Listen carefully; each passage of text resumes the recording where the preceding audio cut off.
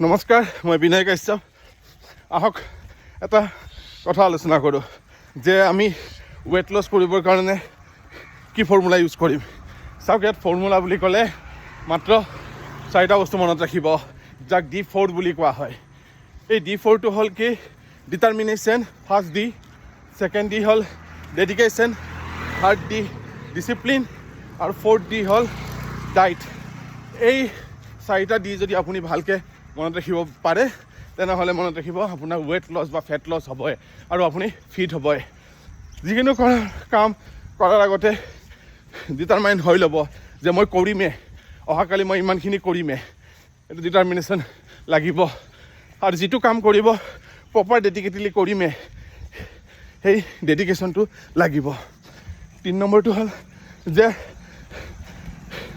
ডাইটটো মই ভাল কৰিমেই, তাত D3 লাগিব। এই ডেডিকেশ্যন, ডিটাৰমিনেশ্যন, ডিচিপ্লিন আৰু ডাইট এইখিনি যদি আপুনি ভালকৈ কৰিব পাৰে, বেছি সময় দৰকাৰো নাই এইখিনিৰ কাৰণে। এইখিনি ভালকৈ কৰক, চাব আপুনি ফিট হ'বই। ইয়াত ফিট হোৱাত কোনো বেলেগ ৰকেট চাইন্স নাই। এই D4 মেইন।